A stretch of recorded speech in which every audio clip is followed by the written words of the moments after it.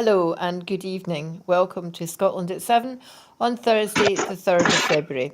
My name's Maggie Lennon, and I'm joined all the way from Dundee tonight by Broadcasting Scotland regular Siobhan Tolland.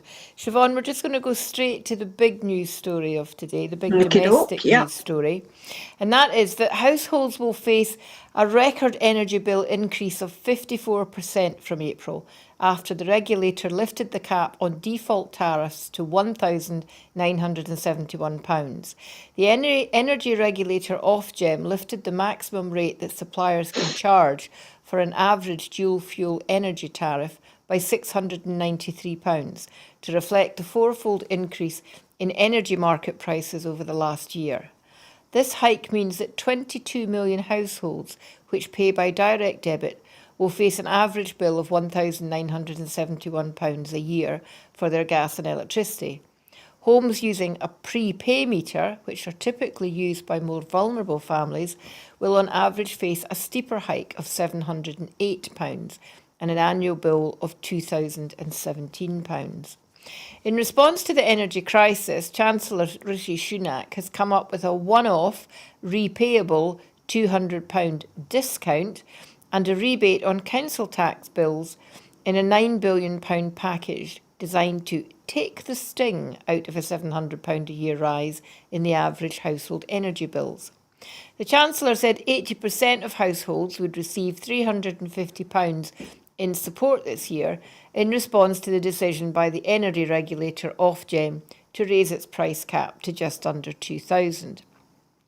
In an attempt to mitigate the UK's cost of living crisis, Mr Sunak said all households would receive £200 off their energy bills in October, but then pay the discount back by £40 a year over the next 5 years.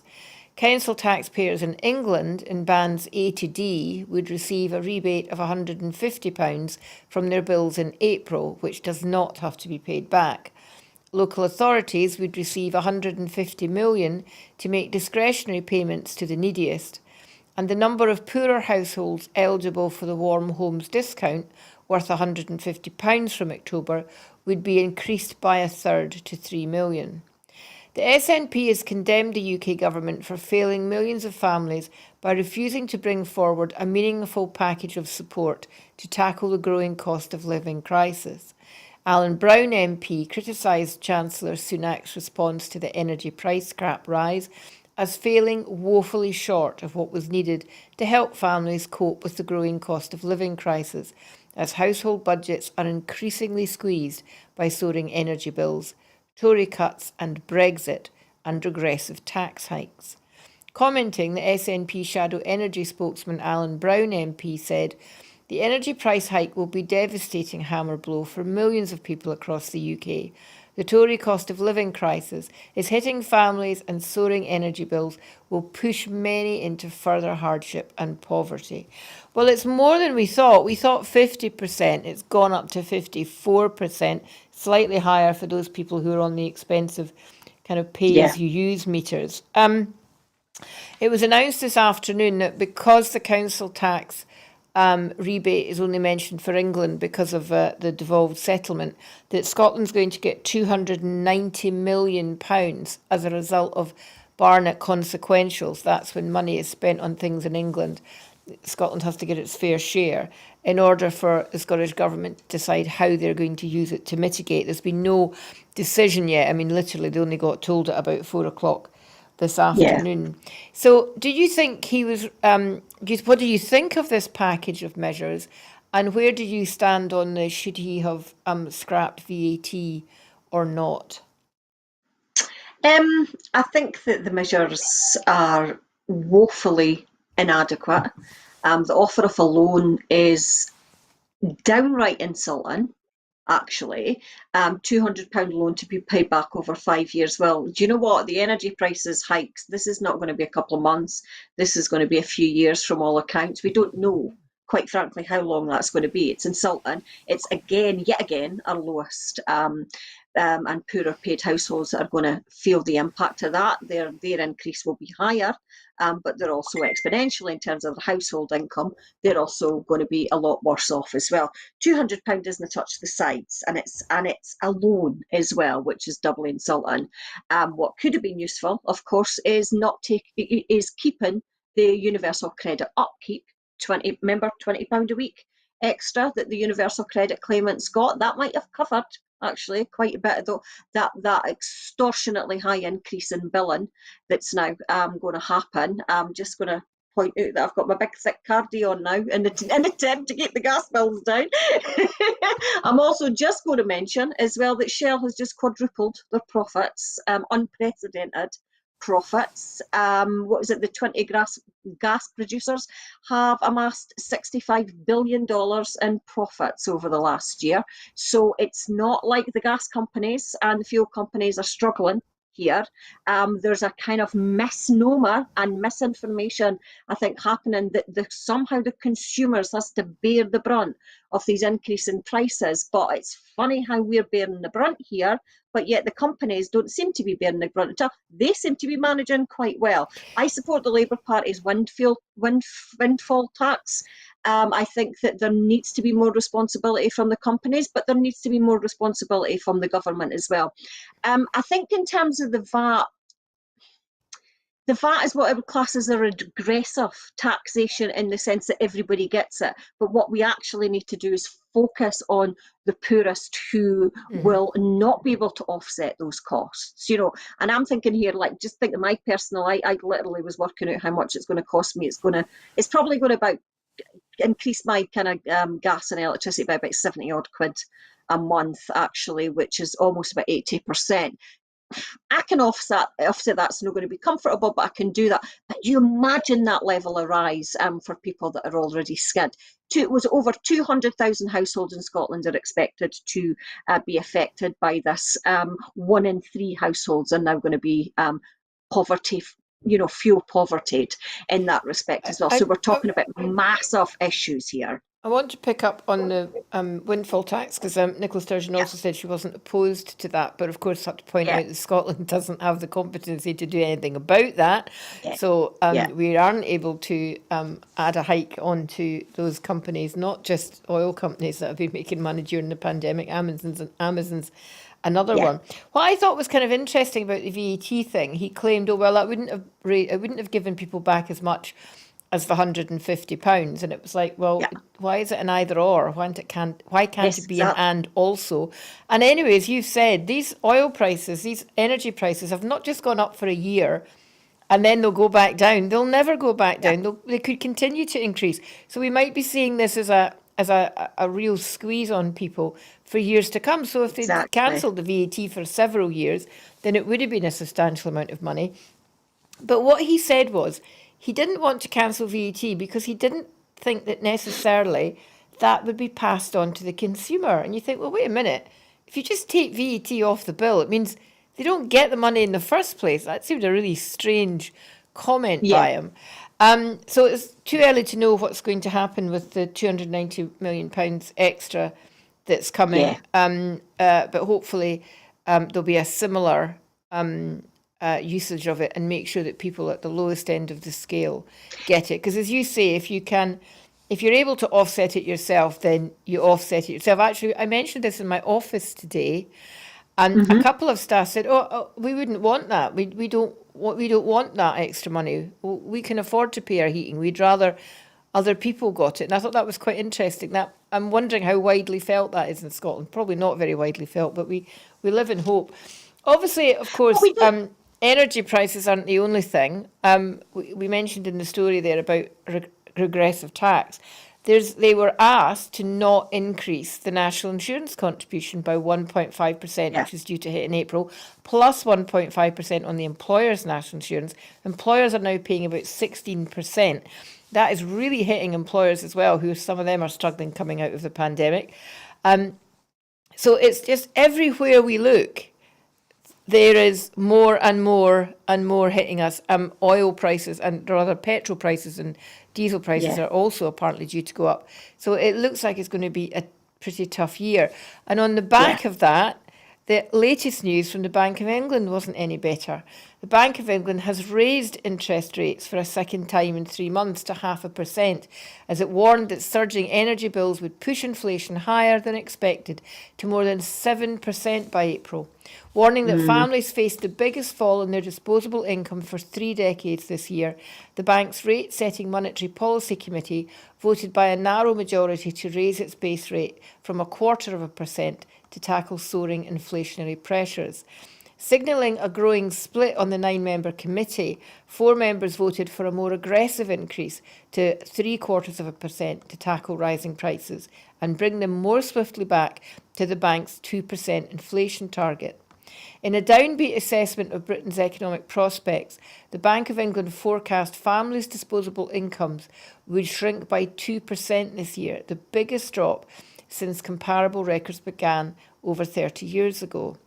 The pound rose on the international currency markets by 0.3% against the US dollar to trade close to $1.36.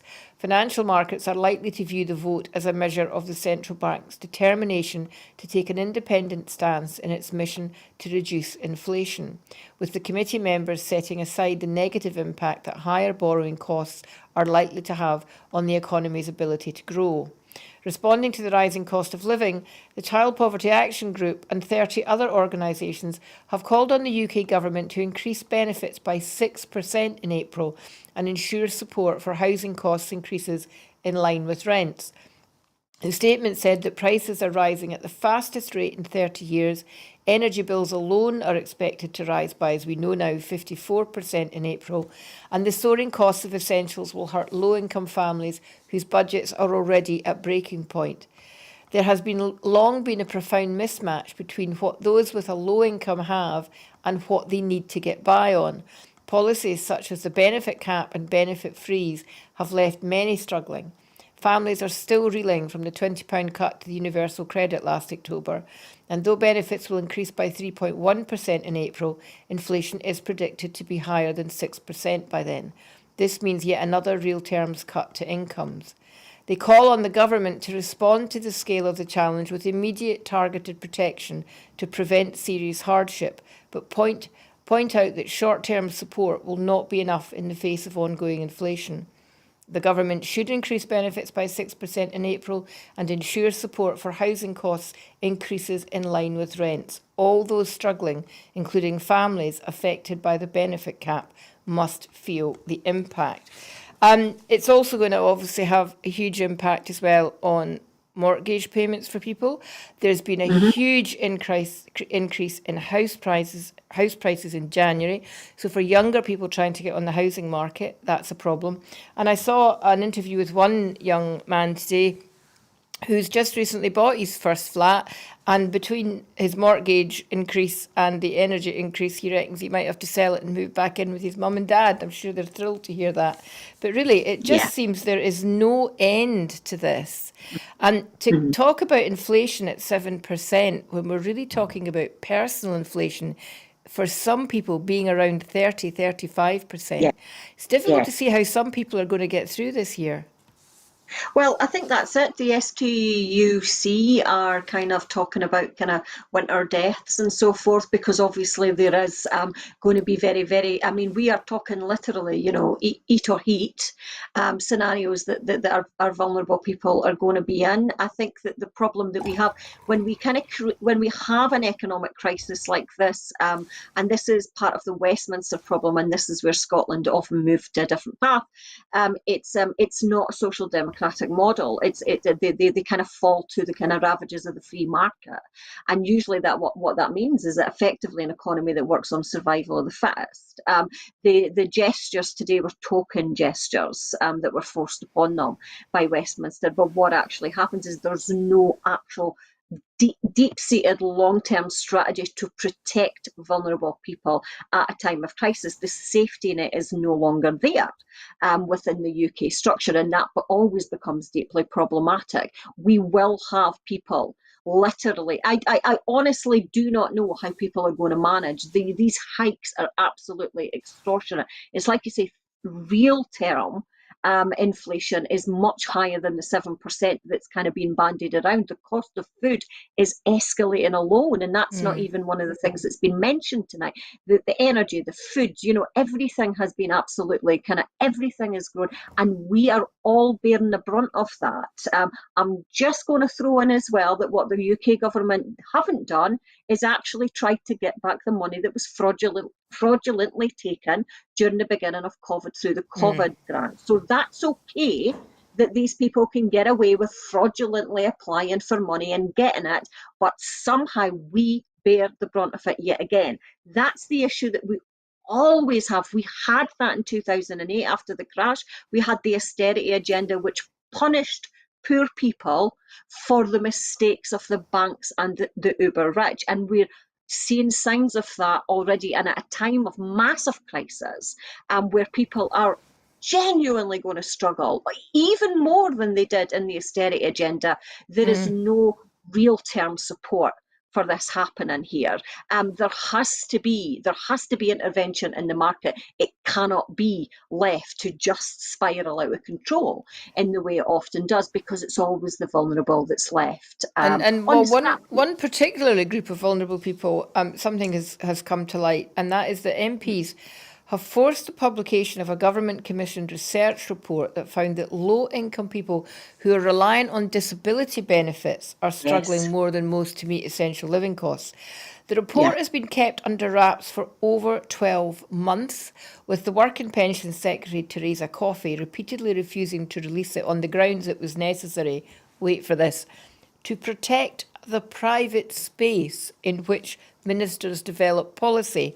However, the report was finally published today after the cross-party Work and Pensions Select Committee invoked rarely used parliamentary powers to force its release and accused ministers of trying to bury uncomfortable truths. So that's pretty strong, almost unparliamentary language. Surprised they weren't asked to leave the building after coming out with things like that. But it's true, isn't it? I mean, we forget that there are already vulnerable groups in society who are living on benefits that are not fit for purpose, and this is going to be even harder. And the very people who are going to find it harder to make those eat and heat decisions. I mean, that used to be the sort of decision that you heard that elderly people made, not people with young families. I mean, it's like it's back to the 1970s, energy crisis and all sorts. It's absolutely quite alarming. And I think what we've got to consider as well is that the COVID pandemic over the last 2 years has caused extreme vulnerability anyway. So it's not like we've been ticking along relatively nicely and then suddenly bang. We're talking about 2 years of sustained financial, health vulnerabilities, as well as isolation, loneliness, and so forth. So there's a whole host of new vulnerabilities that we've had to experience, a whole host of new inequalities that we've had to experience. The death rate of our kind of poorer people have been higher because of COVID. So we're coming at the back of that as well. One of the perhaps unforeseen things, the suggestion was that once we got back out of COVID, we'd be living in this hybrid world where everybody wanted to work from home. Not anymore. People want to be getting out of the house so that someone else is paying for the heating. I mean, it was during the pandemic, staff were able to get the working from home payment. A lot of people needed that over the winter months because they were working at home. Their heating was on all day, which it normally wouldn't be. It would be on a timer. Yeah. And I think that will drive a lot more people back into the office than we were thinking. Yeah, okay, for sure. Well, I mean, I'm feeling that myself. Yeah. Today's latest trouble for the Prime Minister is the news that Boris Johnson's long-standing policy chief, Munira Mirza, has dramatically quit over the Prime Minister's attempt to associate Keir Starmer with the failure to prosecute paedophile Jimmy Savile. In a strongly worded resignation letter obtained by The Spectator, Mirza told Boris Johnson this was not the usual cut and thrust of politics. It was an inappropriate and partisan reference to a horrendous case of child sexual abuse. The Prime Minister sought to roll back from the claims today, saying a lot of people have got very hot under the collar. Hours after Jacob Rees-Mogg said that the remarks were perfectly fair and reasonable, Boris Johnson said, "Let's be absolutely clear. I'm talking not about the Leader of the Opposition's personal record when he was Director of Public Prosecutions, and I totally understand that he had nothing to do personally with those decisions." The clarification was apparently not enough to placate Miss Mirza. In her resignation letter, she told him, "You tried to clarify your position today, but despite my urging, you did not apologise for the misleading impression you gave." Miss Mirza, often seen as a proponent of Downing Street's war on woke, worked with Boris Johnson at City Hall when he was Mayor of London, and he previously identified her as one of the 5 most inspiring women in his life. Her partner, Dougie Smith, is also a senior Tory advisor. The Prime Minister's former advisor, Dominic Cummings, claimed Mirza's departure was an unmistakable signal that the bunker is collapsing and the Prime Minister is finished. He urged ministers to show a similar flicker of moral courage and resign. The controversy began on Monday when Boris Johnson launched an attack on Labour leader Keir Starmer during a testy Commons exchange about a damning document on alleged COVID rule-busting parties in Number 10 and across Whitehall. In response to the Sue Gray inquiry, Mr Starmer called on Tory backbenchers to end this farce and oust Boris Johnson.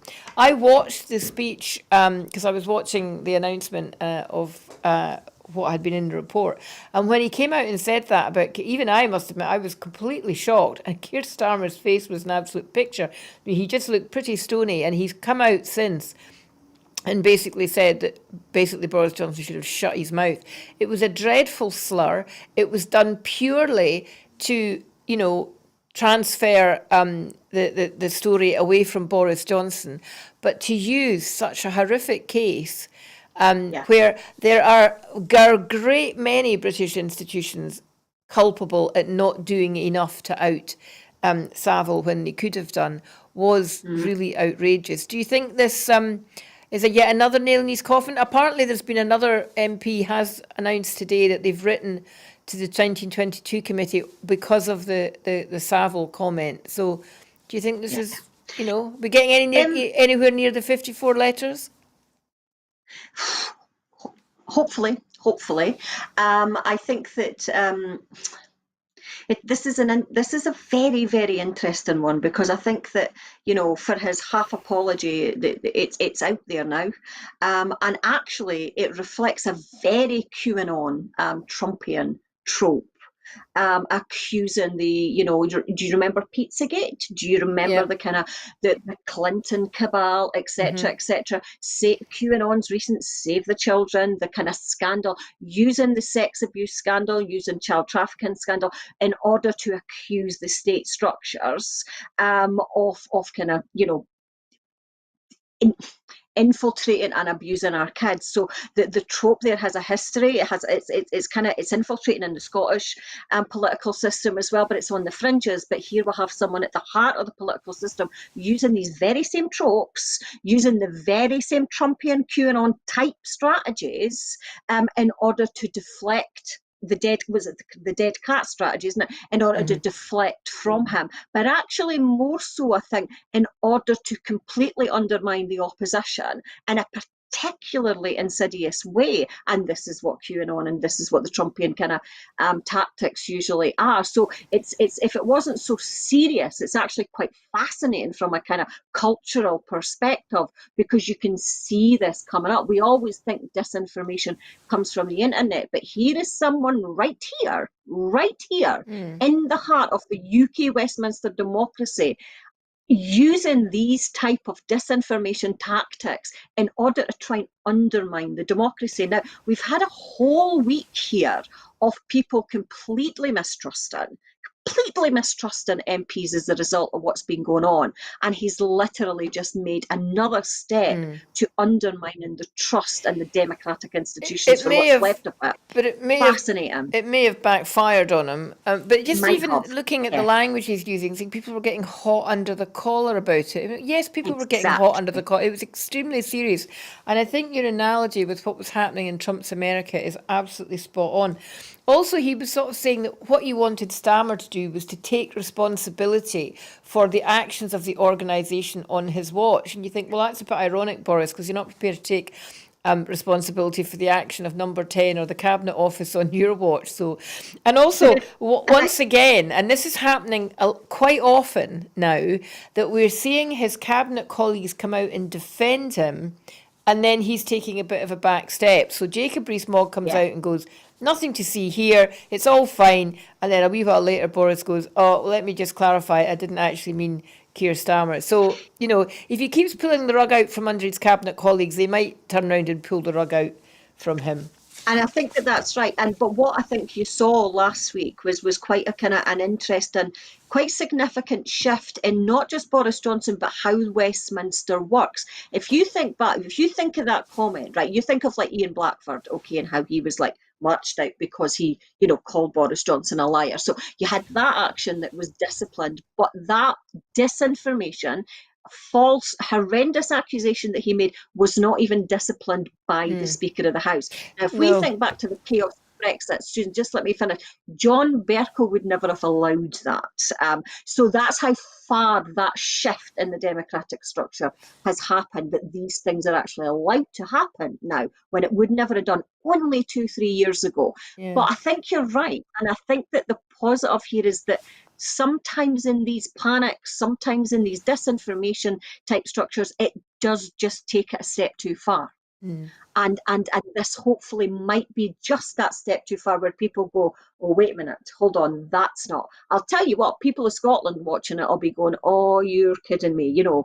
Yet another reason why we don't like Boris Johnson. He is Absolutely. utterly the new Trump. But Trump only lasted 4 years, and that's interesting, historically extraordinarily rare. And it shows you, I think, that actually some behaviours just are too far for the democratic structures to cope with and manage and that's accept. what we have to hope for that, really, don't we? Sticking back with a story in Scotland, in a statement issued today, the chairman of Raith Rovers Football Club apologised on behalf of the board for their decision to sign David Goodwillie to the club, despite the player being declared a rapist in a civil court decision. The statement said that in making the decision, the club had focused far too much on football matters and not enough on what this decision would mean for the club and the community as a whole. The statement expressed the board's regret and said that they were now wholly committed to making things right. The statement continued that following a meeting of the Raith Rovers board, the player will not be selected by Raith Rovers and they will enter in discussions with the player regarding his contractual position. Responding to the announcement, Val McDermott said that she welcomed the unsigned statement, calling it a victory of sorts for the hundreds of people who were appalled at the board's original decision. She said it's just the first step on a long road back, and the same people who made the decision are still in charge, while those who love and value the club are still on the outside, and they need to be on the inside, shaping the future of the club. Well, she's absolutely right. The old men who made the decision are still there. I don't actually know what the makeup of the Raith Rovers board is, but I'm assuming it's fairly heavily male. And it's this lack of understanding that if you enable a rapist or someone who commits violence against women and girls, that's as bad, or not maybe as bad, but it's bad as the rape and the violence against women and girls. And until that attitude changes, then we're not going to see any improvement. And I don't know if you saw their original statement. It was utterly appalling. It was all about, well, he's a really good goal scorer, and it's, that's why we want him. And I mean, I don't know very much about Raith Rovers Football Club, except I understand it's got a huge sort of family sort of centre to it. It's very much a kind of local community club. Yeah. And the condemnation was from everywhere. And Val McDermott's very, very high profile. She's important financially to the club. She's been given tremendous kudos for what she did. And it even got the leader of Scottish women's football involved, saying that this was putting women's football back a huge amount. So I don't know what you made of the story, or what you make of what they've said now. Is it enough, or do they need to go much, much further? I don't follow football at all, but I have been following this because I think it is a great example of women and actually quite a bit of men supporting women, and in a solidarity and saying, enough is enough. And we talked earlier on about, there are lines that you just don't cross, and maybe Boris Johnson has just crossed lines. But I think in this context, Raith Rovers management team crossed a line here.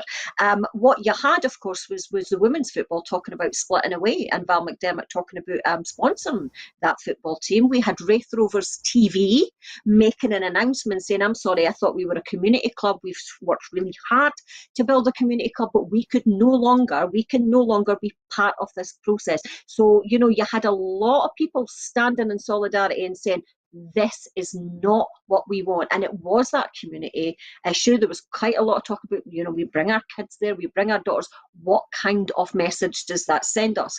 What appalled me, and exactly the same issue, Maggie, what absolutely appalled me about the original statement was, but he scores a lot of goals. So what you've got is a hierarchy of someone who scores goals over and above the protection of women. It was absolutely outrageous, and I'm so glad that people galvanised immediately around it and said, no, that cannot happen. Yeah, it was quite an impressive campaign that was mounted, and certainly Raith Rovers have scored an own goal. And it's interesting that it comes on the back of the disgusting revelations this week of the racist and misogynist texts that have been circulating in the Met in London amongst police officers, including a constable who'd been promoted to sergeant. I actually saw some of the texts today, and I was actually nearly sick at work in the violence and the sexual violence that they were suggesting was something that women wanted. And you think, really, what on earth is it going to take for men to just get it and to just stop it? Apparently, the Mayor of London is suggesting that he may remove his confidence from Cressida Dick. I don't know what that would mean. She's appointed by both him and the Home Secretary, but it might mean that her coat's on a sugly peg. Anyway, we'll wait and see. But well done to the fans at Raith Rovers. Over in Northern Ireland now, the First Minister of the Democratic Union Party, Paul Givan, has resigned, plunging the devolved government at Stormont into turmoil 2 years after power sharing with Sinn Féin was restored.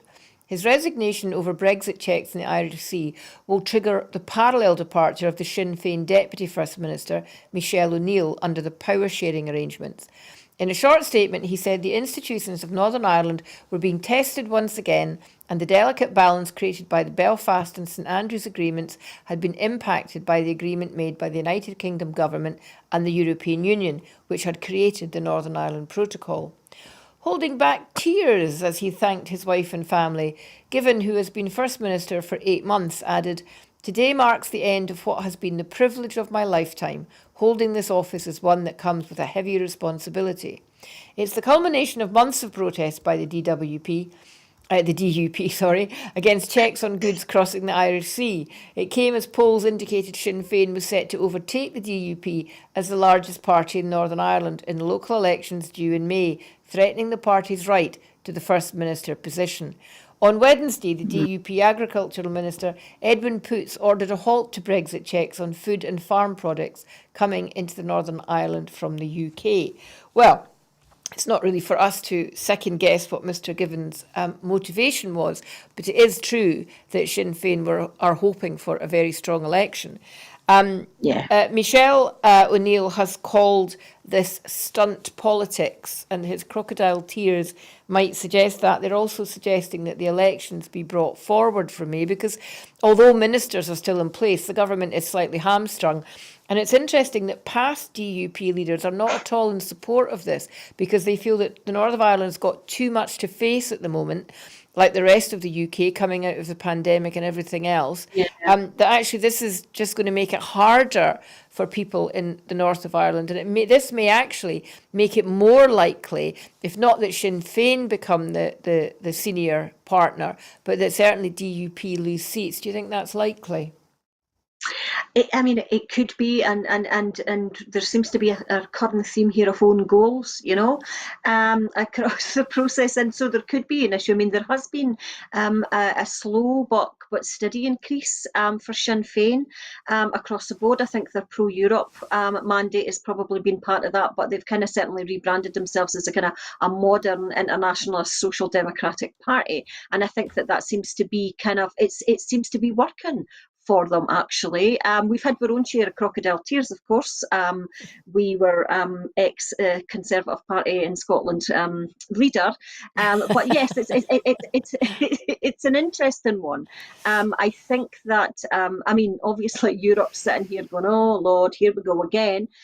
So there's this push and pull of kind of like what you say, stunt politics. But as far as I'm aware, the checks are still happening. So it has been a kind of almost a grandstanding, but with no kind of teeth behind it. But it's Northern Ireland there's so much at stake there. This is the problem, isn't it? There's so much at stake. It's so fragile. The suggestion is that the peace is put under threat here, because what this feels like is this is the DUP are having a standoff with the British government, and it seems really the wrong time to try and force the UK government's hand to back them. Boris Johnson's got enough on his plate, frankly. And we know that there are senior people within the Conservative Party who would quite frankly like the north of Ireland to just go away, that they're not that bothered if they lose it, if Ireland unites. And it just seems it's a slightly strange time to pick the standoff, because what he's basically saying is back us or sack us. You know, you've got to make your unionist loyalist supporters at the top of the agenda. And if Boris Johnson fails to take any action that does that, then that's going to send a very strong message. And certainly within some elements of the unionist support in Northern Ireland, certainly not the most radical or the most unionist of the unionist support, there's already an understanding that they care more about the union than the union cares for them. What we might call the soft unionists, who are beginning to think, actually, maybe we need to rethink the constitutional future. So quite a high stakes game that he's playing here. And it really might come back to bite him. It's an interesting one, I think, because actually what you're talking about is obviously agriculture and so forth is a devolved power within Northern Ireland. So you've got them taking a devolved power decision in terms of check. But actually what this is it clashes against the international treaty that was signed by UK. So you've actually got this really weird irony where the DUP, who are a unionist party that supports the kind of union, the United Kingdom, actually enforcing the power of their devolved power in order to bring the UK into check. So it's quite an interesting one, I think, actually, because what you would normally have is a support of the UK structures, but they're challenging those UK structures that actually bind them together. So that this is a known, that's where it's a known goal, because they're almost using separatist tactics in order to kind of advance a unionist position. So it's very strange, and I think it shows how muddled and chaotic the process is, and how it's a kind of collective psychology, I suppose, is when we're in crisis or when we're in chaos, we often make decisions that don't make sense and that kind of shoot ourselves in the feet because it's not thought through enough. It doesn't have the strategic rationality behind it, and it certainly feels like that. It felt like a wee toy to the pram. It's certainly going to make the elections really interesting, whether they get brought forward or not. Look forward to the Republic's Taoiseach also waded in today, just reminding the UK government that they were bound by international law and, in fact, domestic law, not to make any changes. But as we know, the British government treat international law a bit like a plaything. They don't always pay any attention to it. Sticking with Brexit for the next story, the UK government has today published a series of common frameworks agreed by the four nations to enable collaboration and manage policy divergence on environmental and rural matters following Brexit. The frameworks will now be subject to parliamentary scrutiny in all four UK nations. Common frameworks are an agreed common approach to policy areas that were previously governed by EU law and intersect with areas of devolved competence. They were developed in line with the principles agreed at the Joint Ministerial Committee on EU negotiations in October 2017. Scottish ministers have supported the development of the common frameworks as a proportionate means of managing the practical regulatory and market implications of leaving the EU while respecting the devolution settlement. Environment Minister Mary McCallan said, "The Scottish Government is committed to keeping pace with the EU on environmental protection at a minimum. To meet our world-leading climate targets and protect our environment, we may have to go and move more further and faster than our UK neighbours. Common frameworks are a good way of managing different policy approaches across the UK in a way that respects the devolution settlements. It's therefore extremely frustrating that the UK government is undermining common frameworks with its unnecessary and damaging Internal Market Act. Imposing this act without the consent of the Scottish Parliament is a clear breach of the Seal Convention, the constitutional rule that the devolved Parliament's powers should not be altered without their agreement." It's like she's saying they can't be trusted over this common framework. Funny that, eh? Yes. I think that if you look at the the relationship between Scotland and England, and actually the other devolved countries as well, in terms of Brexit and actually in terms of COVID, there is very little trust left. I wouldn't trust the UK government as far as I could throw them in this respect, but the undermining of those is going to be an issue. And for Scotland, who is looking to join the European Union in a post-independent society, which will happen hopefully quite soon, we do need to keep those standards, as Mary said, as high as we possibly can. So there's a kind of financial undermining in terms of the economics and the crisis that's about to happen, but there's also a market undermining, I think, happening as well. And I think that we've been aware of that. We've been aware of that quite a lot, but this is almost the consolidation of it now. So it makes us, the phrase, trying to do things with two hands tied behind our backs has never been more kind of, overused at this point in time, because that's every way Scotland turns now. We're kind of literally trying to do things with our hands tied behind the back, and this is yet another example of the standards that we seek that gives us the reputation of international reputation of high value food, drink, and so forth, is yet again undermined. It's it's let's get the council elections done, and then let's become independent, and let's just get this stopped. Okay, so Nicola, you heard it here first. That's your timetable. As things rack up in the Ukraine, offers of mediation have been showered on Vladimir Putin as his defence minister visits troops on the Ukrainian border just 1 week before the start of unprecedented joint exercises with Belarus. Turkish President Erdogan, on a trip to Kiev, offered to host talks between Ukraine and Russia. French President Emmanuel Macron prepared a fourth phone call in a week with President Putin, and the German Chancellor Olaf Scholz said he was planning a trip to Moscow.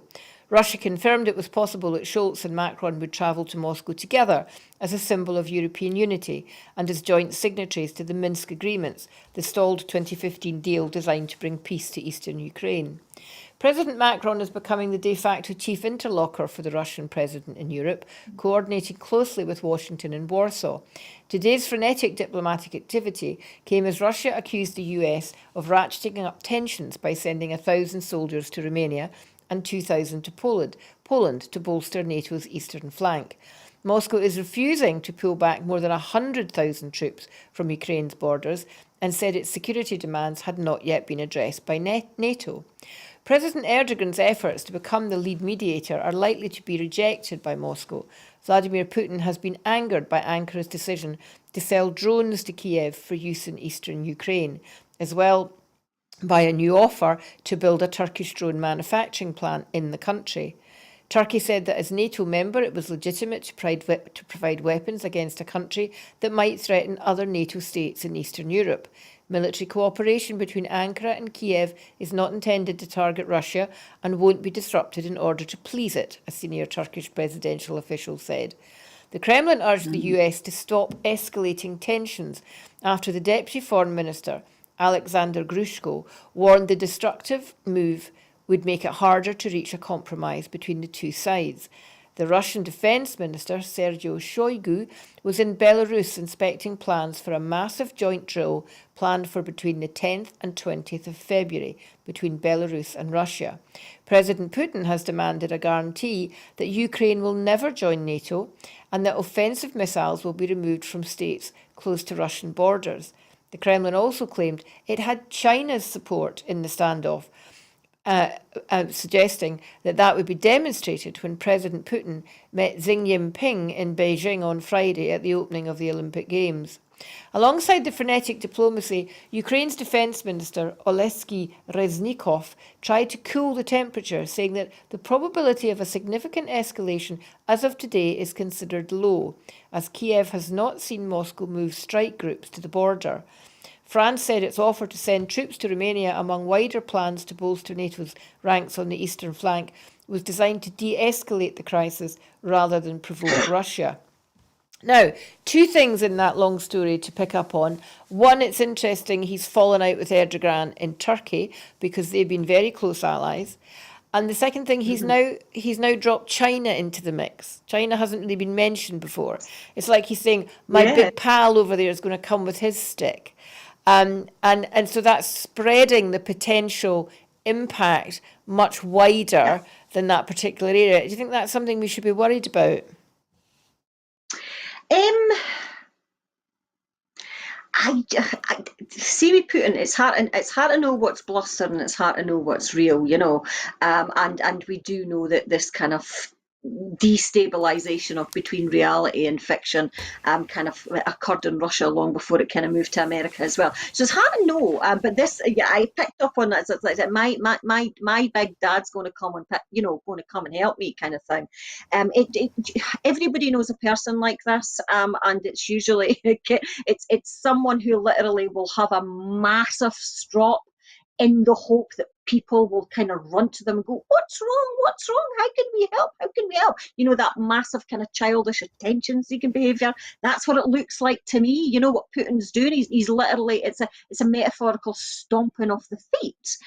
It's really quite bizarre behaviour. But yes, it's, I don't know what China's thinking. They're probably going, oh God, what's going on here? But there's clearly concern. I mean, Europe seems to be quite, Europe seems to be kind of trying to come forward and trying to kind of build alliances there. It's hard to gauge this one, I think, because there's a sense for me that placating is only going to cause further problems. Another underlying theme, I think, throughout this kind of programme has been about boundaries of behaviour on an individual, collective and international level. And I think that there's issues here. There seems to be no boundaries with Putin, and there seems to be kind of, so we've got this kind of really weird standoff here. It's every day is a new drama, isn't it? We Putin. Yeah, I mean, I think you're right. I mean, I think that's quite the fact he's having a kind of strop, and I think he'll play the diplomatic game, but without any real sense that he's going to pay attention to it. And as we mentioned on the programme on Sunday, Europe's already let Ukraine down. When they annexed Crimea, they did nothing. They made a few mutterings, but they did nothing. And I think Putin knows that. I think Putin knows that. And this image of them running to say, there, what's the matter? You could describe Macron and Scholz's approaches to that. But it's quite ridiculous to suggest that putting 1,000 troops in Romania and 2,000 troops in Poland is anywhere near the escalation of 100,000 troops on the border and with joint manoeuvres with Belarus. And Scotland's been caught up in this. There have been two requirements for Lossiemouth to send up fighter jets to check Russian planes not entering the UK airspace but coming pretty close, and that's 2 days in a row, including large bombers. So yeah, it's all flexing muscles, and when you get a bunch of blokes, macho blokes, and they don't come much more macho than Putin, it might not take long for just something really stupid to happen. So I'm wondering if that 10th to 20th of February window is a bit of a signal that that's where we should be looking. Anyway, isn't it just? Yeah, there's a kind of there's a show of power there, isn't theatrics. There definitely is. Back to coronavirus. Regulations extending some temporary provisions made under UK coronavirus legislation have been laid in Parliament today. The majority of provisions made under the UK Coronavirus Act 2020 came into force on the 25th of March 2020 and were due to expire this March following a 2-year period. Of these, 5 will be retained for a further 6 months until the 24th of September 2022. These include powers to make public health protection regulations enable a wider range of health professionals to give vaccination and an allowance for the remote registration of deaths and stillbirths. These provisions are also proposed for longer-term adoption in the Coronavirus Recovery and Reform Scotland Bill introduced to Parliament last week. The remaining 12 devolved provisions in the UK Act will expire on the 24th of March, including allowances for the emergency registration of nurses and healthcare professionals and the temporary registration of social workers. A number of provisions in the Act have already been expired or suspended as they were considered no longer necessary to deal with the pandemic, including powers to issue directions relating to events, gatherings and premises, which Scottish ministers expired in December 2021. Deputy First Minister John Swinney said, "While we have seen a welcome easing of restrictions and hope that measures can continue to be eased, it's right that we remain vigilant to protect this hard-won progress. For that reason, we believe some of these provisions remain necessary and proportionate to mitigate the ongoing impact of COVID-19 on our public services and any future health threats." The opposition got hot under the collar about this today, however, and were demanding to know why these were still being maintained and when they were going to go. What do you feel the public mood is now about the pandemic, apart from the fact we're all tired of it? Do people really think it's coming to an end? Or are we being duped into thinking that? I think that I'm picking up on something that Professor Reicher had said during in response to Monday's debate, and he says one of the things that we kind of missed in all that furore was the fact that Boris Johnson was talking about the COVID pandemic as if it was ended, and you know a very very strong warning that it's not ended. So there's a tension, a cultural tension, I think, between maybe the kind of Westminster and again the Scottish Government, as there has been throughout the pandemic, that the need for it to end, this kind of fantastical, if we just hide our head in the sand, then it's all going to go away approach of Westminster against the kind of gritty realism of the Scottish Government is still there, and I think for all to see. I see absolutely no issues with extending this for another 6 months. I am kind of a bit aghast as to why the opposition would be so hot under the collar about it, but you've got Douglas Ross aggressively demanding let's get rid of masks. It's like it's an utterly bizarre, surreal opposition, I think, to quite a kind of a measured response. Yes, we all hope that the COVID pandemic is going to go away. Yes, we're all hopeful that we're kind of coming out the other end of this, but 6 months is not long in a pandemic. I think we need it. I'm also drawing attention to the fact that one of them is an extension of the pre-eviction protocols, which makes it much more robust and more difficult for landlords to evict on the basis of rent. That's an important one. Yeah, That's it's very not important something one. we should be questioning. Exactly. These are good, robust, and they are reasonable extensions for what is needed to be done. The pandemic does not go tomorrow just because we want it. And that's your tension between Westminster and the Scottish. I think the tone of Scotland has always been a bit more understanding.